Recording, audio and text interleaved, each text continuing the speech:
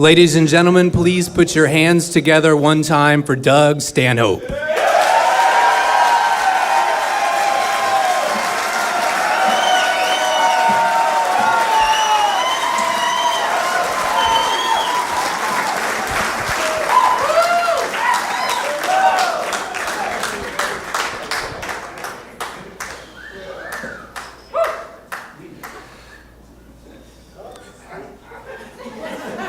You know the funny thing about child pornography? I mean, aside from the lack of credits at the end. No ego on that side of Hollywood, is there? Who did the editing on this film? It's seamless. I want to use them on my independent documentary, but no names, not even a nom de plume. Some people are in it just for the art. Thanks very much. Not everyone's gonna enjoy this show. Settle in.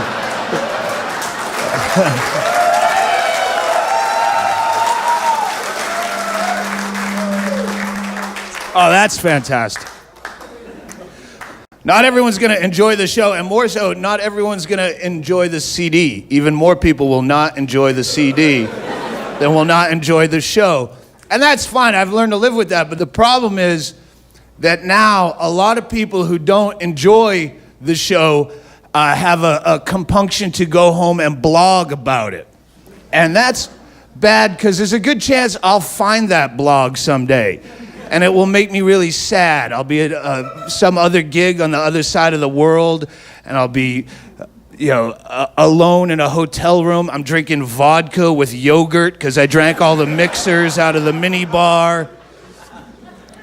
But I had that yogurt I grabbed from the Continental Breakfast, and I still have that, and I'm sitting on the computer, and I'm Google searching my own name on the internet, and that's a fucking sad night. When you're in Copenhagen, Denmark, and you're drinking blueberry yogurt with vodka, and you're ego surfing your own name on Google blog search, it's a fucking sad night already. And I'm gonna find your blog about this show and all your stupid opinions, and I'm not gonna have the time or the ambition or even the physical dexterity to register to become a member of your blogosphere so I can comment back with my side of the story and find an email with a password. I won't have the time to, so let me circumvent that whole problem right here and now ahead of time and respond to your blog by saying, go fuck yourself. Who are you? What have you ever done? Think your stupid opinion counts? No one gives a shit what you think. You probably have a lot of fucking opinions. You probably have some stupid hump job where you have to wear like a orange reflective vest and you set cones around holes and you spout off your opinions to all your coworkers and bore them to tears, and you go home and you log on to CNN.com to tell Jack Cafferty how you feel about the question of the day. You wait till the end of the show to see if he reads your stupid comment. Well, if Wall Street's getting a bailout, where's my bailout? That's my question, Jack. He never reads your fucking stupid comments. You go to town hall meetings and you bring up issues that are not even on the docket, and you go over your time till they have to bang the gavel. Sir, you're over your time, sir. And that's still not enough, so you sit at night on your stupid blog. Pineapple Express didn't live up to my expectations. I'm glad I waited for a video. Fuck you again. No one gives a shit. Writing horrible things about my act. You probably didn't even pay for the CD. You probably downloaded it illegally, which is fine, but then talk shit on top of it. Fuck you. I hate you. I hate you, and nobody even reads your stupid blog, because I know that, because I read the blog about how much I suck, and there was only 2 views and 0 comments, and I think I might have read this one before. Stupid opinions. He's the douchebag that ruined the Man Show. What? Really? Still you're putting that up? How many years? I did ruin the Man Show. I fucking raped its corpse. I ruined it horribly. Not a bigger turd has ever been seen on the airwaves. And you know what? So what? People write hate mail, you ruined the man show. Like it was some piece of comedic genius to begin with. Like it was some masterpiece. Like I tried to do Monty Python and the Holy Grail Part 2 with Jackie Mason and Andy Dick. No, it was a turd anyway. It was just their turd. I got paid a bungload of money to ruin that show. I would ruin that show twice as much again for half the money.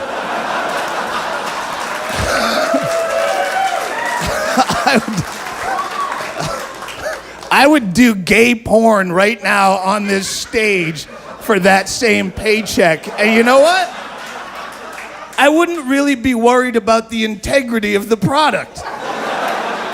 If you emailed me in 6 months and said, "You ruined gay porn." Yeah. I guess I didn't try my best. Sorry. I didn't really put my back into it.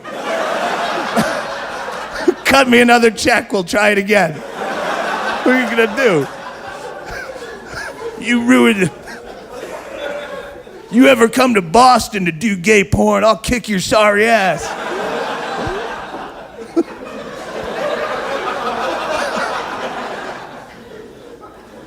There's nothing funnier than getting a death threat via MySpace. Why don't you just write it in a children's birthday card?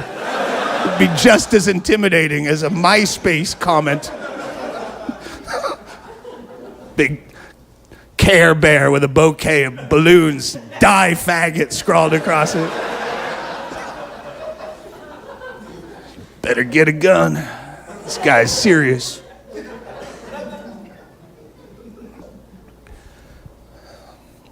I don't have a gun. I really shouldn't have a gun. I'm against gun control. I think guns should be out there, but I know I'm a responsible drunk and a drug user, and I should not, with a small man's complex, a big weakling, and a fucking lot of hate and talking shit in strange places, I should not be carrying a weapon. It's just responsibility. It's personal responsibility. Other people should learn that. Know who you are. I also am a violent alcoholic, and I know how I'm gonna feel in the morning, and there's not gonna be a lot to live for, and I should not have a Glock underneath the pillow before I can get a cup of coffee in me, a cigarette, and think things through. But I think guns are the great equalizer. It puts everyone on an even keel. Chuck Liddell, badass mixed martial arts fighter, maybe baddest guy in the world. Put him in a cage with Hannah Montana and a 20 gauge. Vegas odds are dropping drastically.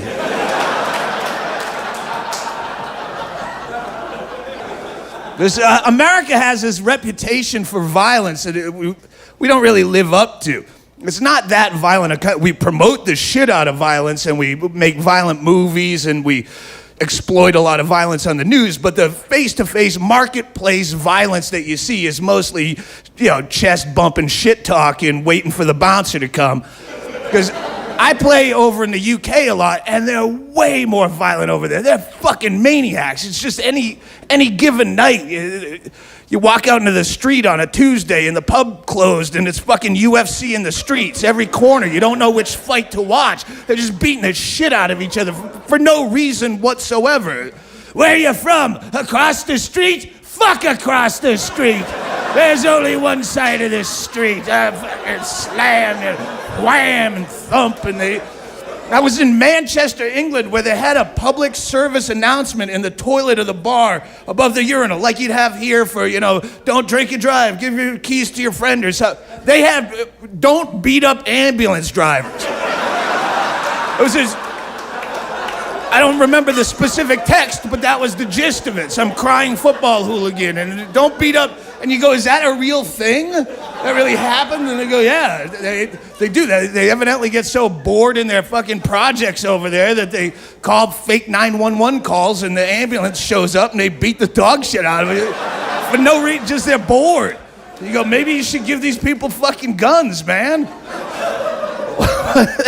Because that's one thing that we give our kids in this country that they don't give children in a lot of other places, and that's false hope.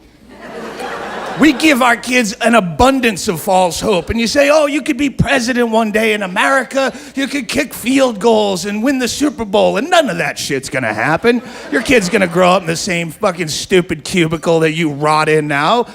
But you don't tell them that. Over there, they don't even have false hope. They have no hope whatsoever. As soon as you're old enough to hold a beer, they go, here's a Guinness, you're fucked.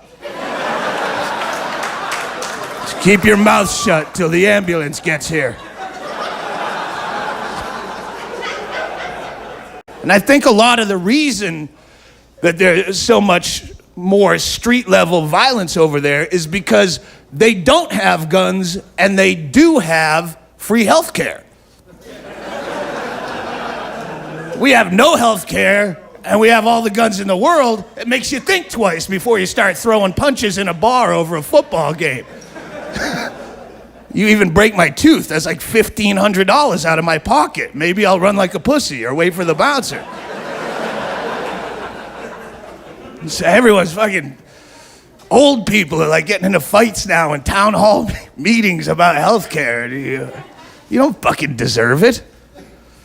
Everyone else has healthcare, but we need healthcare. Canada has healthcare, everyone else has, you think Americans deserve healthcare? Have you looked at this fucking horrible fat fuck country, slovenly, sedentary, lazy fat fucks? You don't even try. Why should you get free healthcare? Oh yeah, fucking Sunday afternoon, buy 4 stuffed crust, cheesy bread, cheese pizzas, and you'll get a meaty pork bacon pizza for free with 12 Cinnaloaves.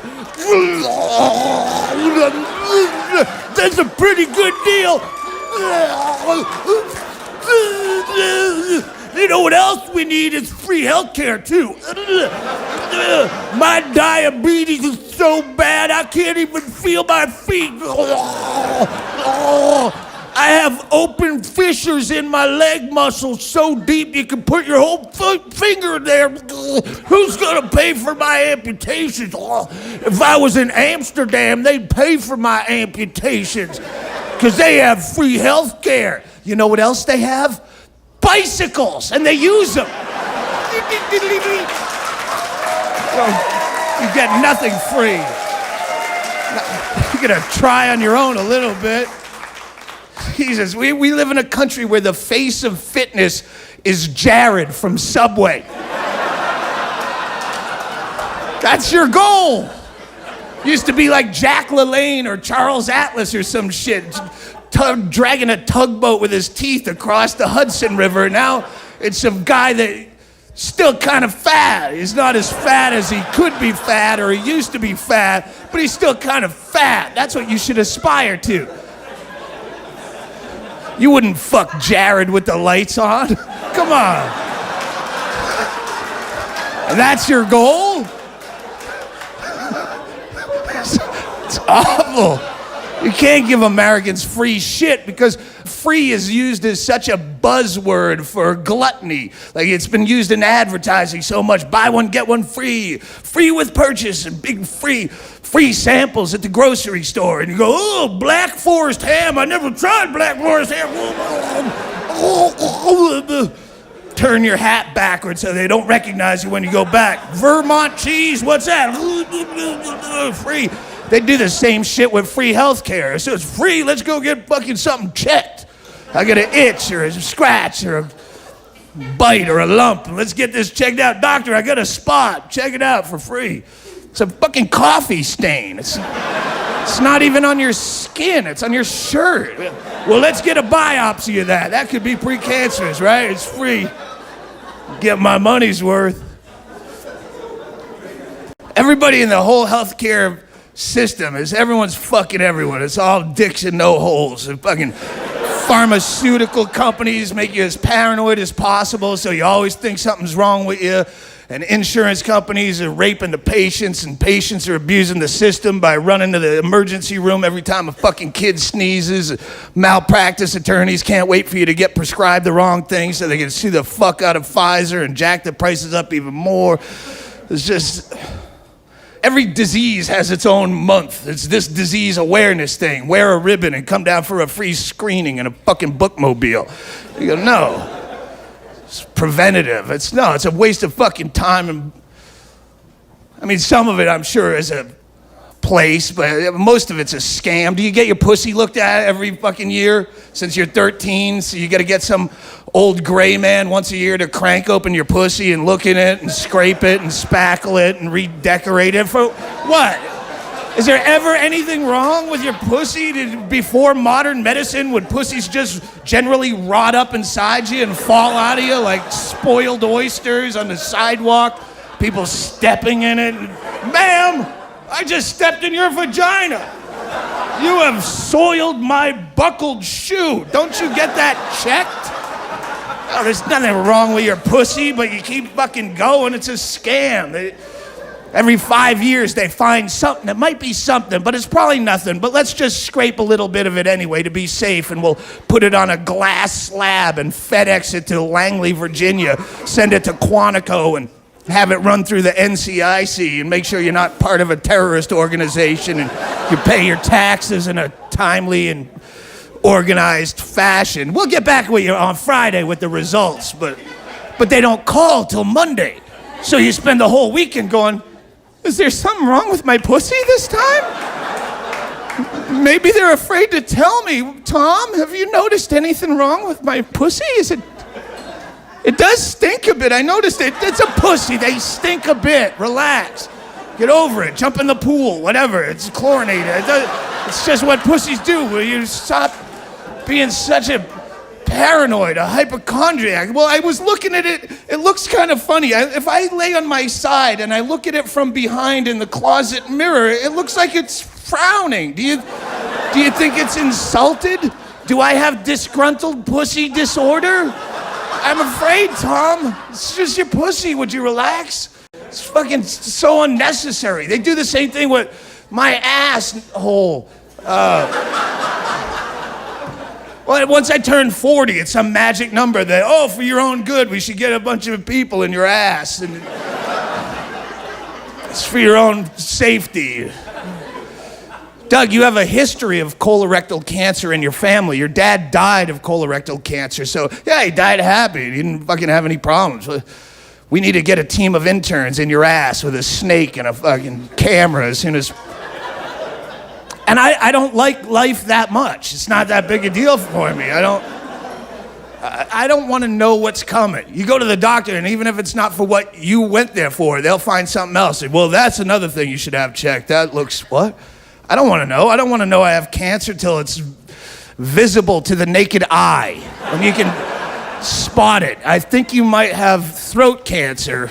It's coming out of your mouth a bit there in the corner. And then I'll just die quickly. It'll be fucking great. I want to die of a terminal disease where the symptoms are exactly the same as a hangover. 'Cause that way there'd be no chance of early detection whatsoever. Didn't you notice something might be wrong when you woke up and fetal and coughing and you sweat right through the mattress and box spring, splattering blood shits? No, I just thought that's morning. That's the road. It's called the road. What am I gonna fucking annoy the emergency services in every town I play? I've done shit that's supposed to be good for you like that, and I had hydrocolon therapy. They stick a hose up your ass, and it's supposed to power wash off all the years of black tar Burger King that are caked to your colon walls. And I didn't do it to be healthy. I did it because I was a goof for a morning radio show in Anchorage, Alaska. I was on morning radio trying to promote a show, and they go, "We got Doug Stanhope. We're going to talk him into go down to Alaska colon therapy." Stupid intern with a phone to your face while you're crying. It was awful and rape-like and violating on every level. And not because it's something in my ass. That's not some new boundary I just broke in late life. I've jammed enough things up my own ass just trying to come on any amphetamine-based narcotic when you're all gacked out and you can't feel a thing. You slam the lid of the laptop on it and it's fucking just can't feel it. And hookers won't answer their phone at this hour. It's like 5:30 a.m. on a Sunday and you're calling up. They can hear your teeth grinding on the phone. Yeah, it's like a little company at 5:30. They're not taking that call. It'd take you till Tuesday to blow a load. So you stick something up your ass and you hope it might work. And it usually helps, a little bit. Somewhere between a little bit and a lot, somewhere in there. It wasn't violating for that reason. It was just the whole clinical nature of the problem. There's a woman who was humorless and stagnating face. She's got a white lab coat and latex gloves, and lay on your side. You're gonna feel a bit of pressure. And you're like, ah. And they shove a hose in you and they fill you up like a waterbed till you think you're gonna shit all over creation. I can't hold it. And then you do, you shit everywhere. You think you're blanketing the walls with it, but it's all going through a hose. It goes through a hose, and then it goes through a glass tube where you can see it, and she sits on a stool, it's like a poop aquarium, and she monitors all the, she's gonna, reading your tea leaves. She's gonna tell your future by the chunks of stool coming out of you. Look at that. You need to chew your food better. And you go, this is so... Can't we at least make this funny or something? You're gonna jam something in my ass. Why don't you do it the way I do it when I'm all fucking coked out? Do that kind of it. Dress up like a dominatrix and stand on the side of my face during this. We're gonna clean you out, and then we're gonna check you for prostate cancer. Yes, mistress, you're a dirty faggot. Say, dirty faggot. Dirty faggot. You love that. You're gonna get a flu shot on your turkey neck, bitch. Why couldn't you do that? It's all just a waste of time. You try to be healthy, you're gonna fucking die. It doesn't matter. It's too much of a pain in the ass to be healthy. The whole species is just doomed anyway. We try to live forever, but fucking life addict. But yeah, we're doomed as a species. There's no other species of animal that is as blatantly self-destructive and suicidal like human beings are. Every other species has some sense of self-preservation. We don't have that. We just fucking drink up, fucking fire up, let's have a cigarette. You have a fucking puppy, and you throw a tennis ball for a puppy till he's out of breath and he's thirsty, and you offer him a pan of water or a pan of Pepsi, he's gonna drink the water every time because he has some instinctual need to survive where that is more palatable for him. All the advertising in the world around the Pepsi is not gonna affect his decision. Little billboards, Pepsi puppies get more puppy pussy. He's still drinking the water. I don't get it, Tom. You could not Michael Vick that dog into drinking a lick of Pepsi. But us, fucking give me another Red Bull. I'm fucking put more mayonnaise on it. I love the taste. It's killing me, but fuck it. Let's do another rail before I fuck her without a rubber. Everything that's gonna kill you is extremely appetizing. And that's the sign that we're fucking not supposed to be here and we're on our way out. No other animals do that. Fucking woodpeckers don't fucking get addicted to chewing tobacco. Raccoons don't need to do poppers in order to come while they're having anonymous same-sex interludes in a highway rest area before slinking off into the night in a cologne of shame. Because they know it's not good for them.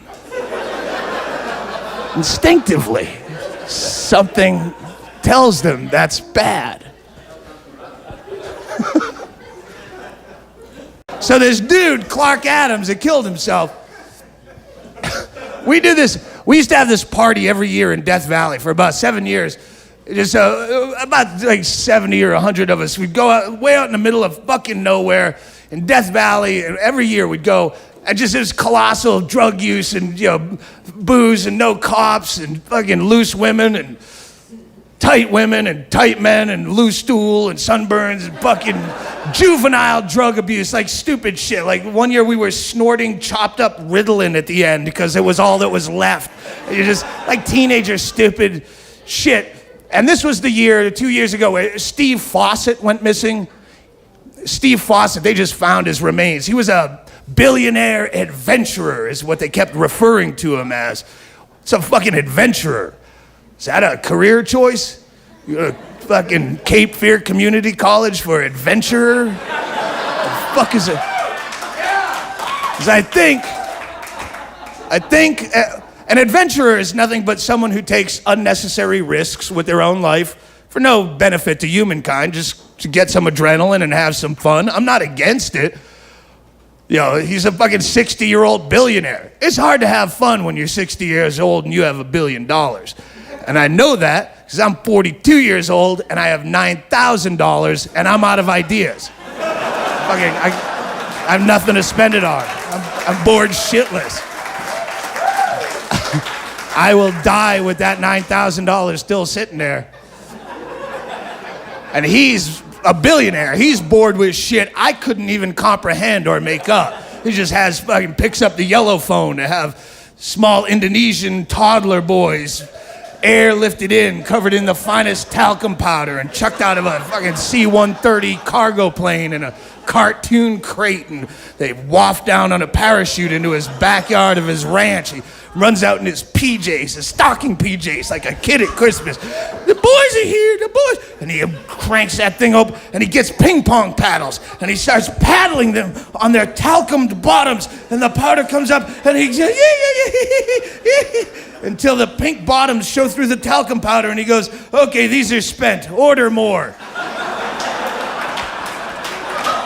And he goes, it's not as fun as it used to be. Let me go into my giant aquarium and my 40-ton blue whale. I'll walk through his jaw and sit in my smoking room in his belly and think of a new idea. So I am bored. I'm just saying, he can do that kind of shit.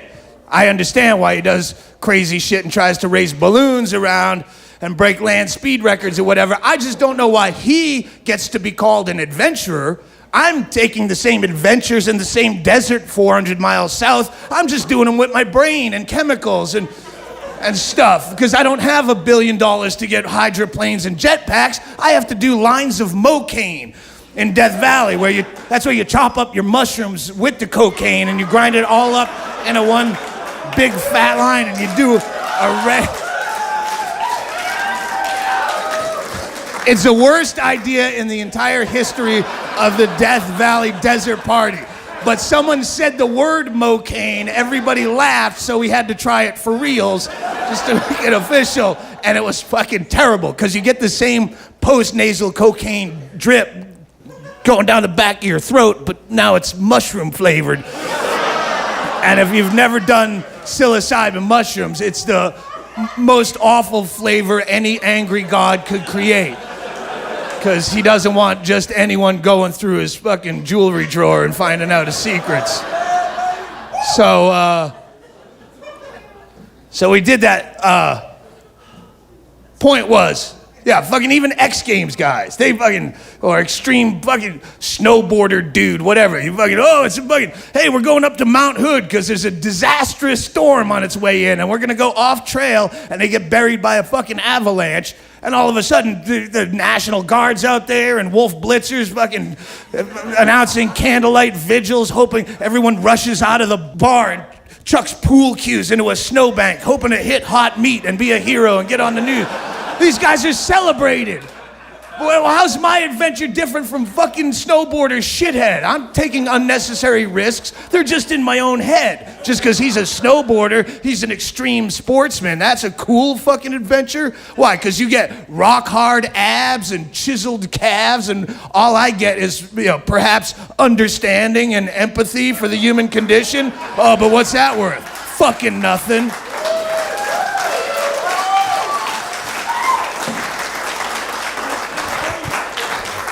So we do this show after the party. We had scheduled a show in Vegas because there's like 12 fucking great comics at this party. We never get to work together. Let's schedule a free show at my buddy's bar. We were going out of Vegas airport anyway. We'll take one night. Sounded like a great idea 3 months ahead of time.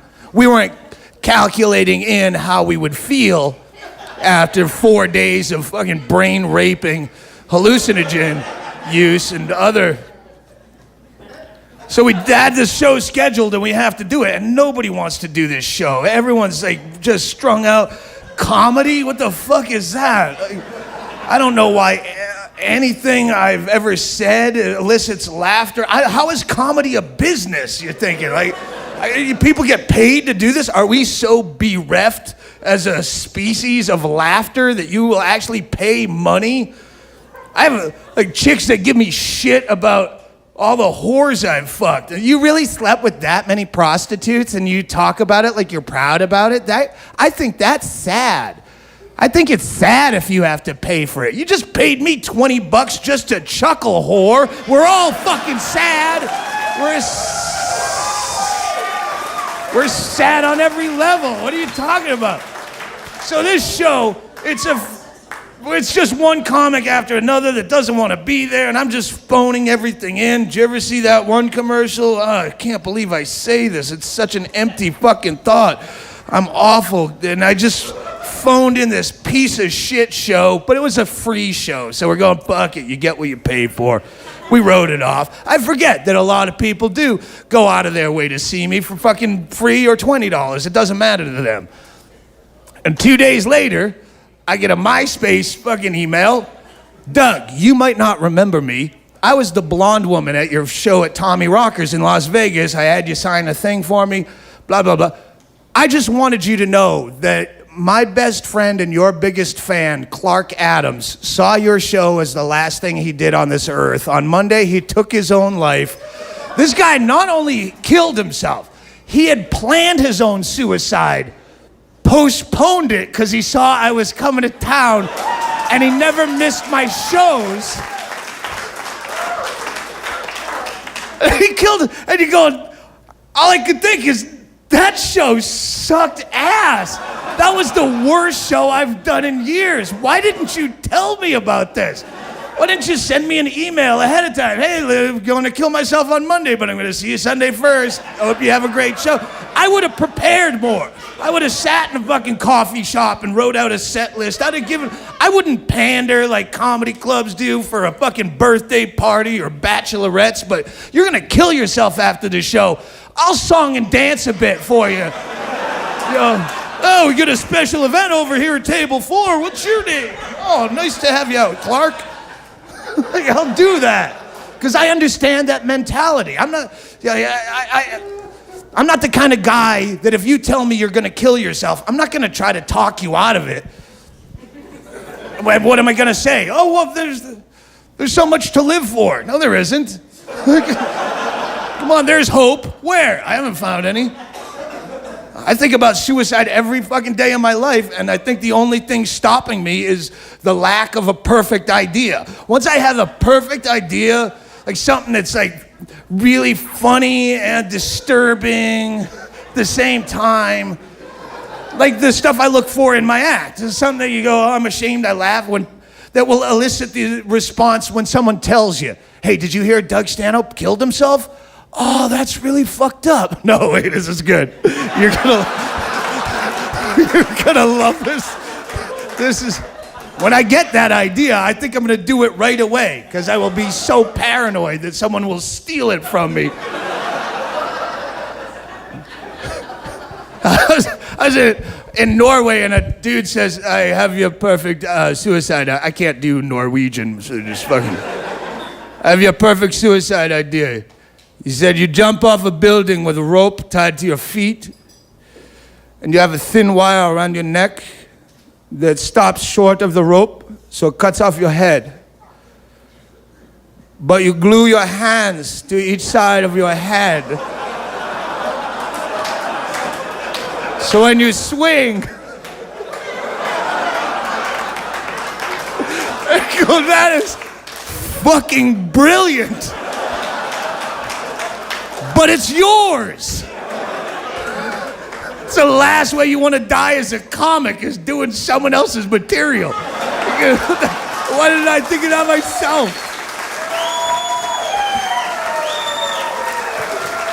You tell me you're going to kill yourself. The only thing I'm going to ask you to pry into your personal business is how you're going to do it. I want to know. I want to know what you came up with. I had to ask the lady who emailed me about Clark Adams. I'm like, I sent a couple, consoling. I'm sorry, I'm sure he's a great guy, and blah, blah, blah. Third email.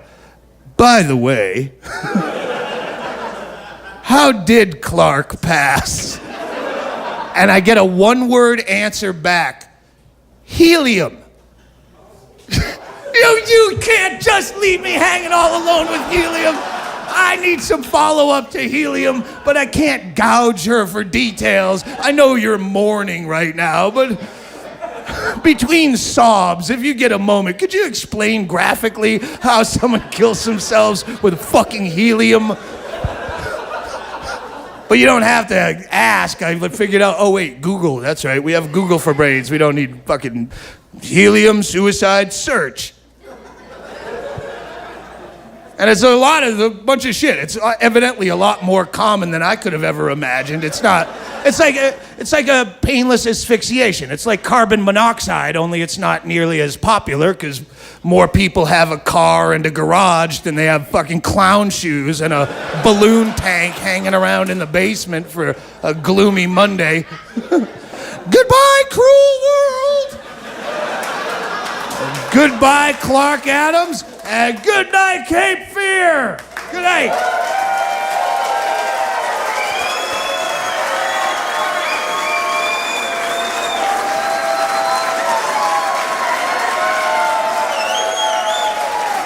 Are we good? Is that all right? Are we done recording? All right, good enough. All right, Jesus, I fucking hate recording CDs more than anything. I want to talk to you, I want to riff. No, stick to the script. Stick to the fucking script. I'm fucking sweating. I want to oh, God damn it. My brain does not work fucking well on a leash. Are we good, Brian?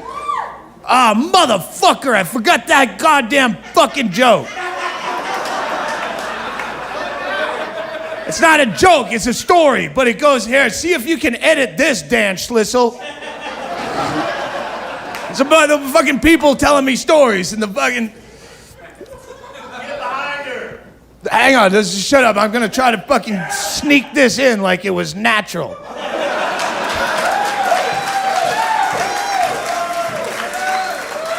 This is coming from the fucking dirt devil fucking bullfrog sucking it out of the ass, which is made up.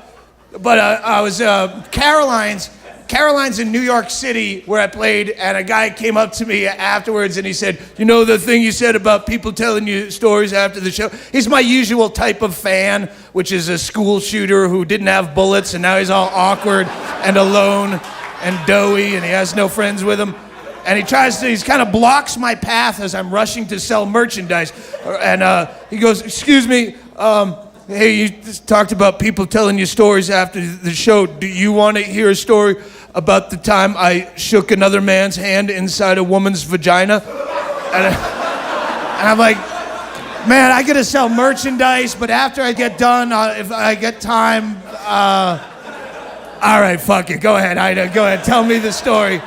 And the dude, it was a great story. He was an EMT, and he had some breech birth situation where he had to go to the call. He had to put his hand inside of the woman to hold the baby's head. It had come out sideways or weird, and he had to hold the head off the cervical wall so it wouldn't suffocate for the whole trip to the emergency room. He said his hand was in there for like 45 minutes getting her into the dressed so the doctor could prep, and they did a C-section, and the doctor did a C-section and took the baby out and reached through the C-section to shake his hand for a job well done. And I go, that's fucking fantastic.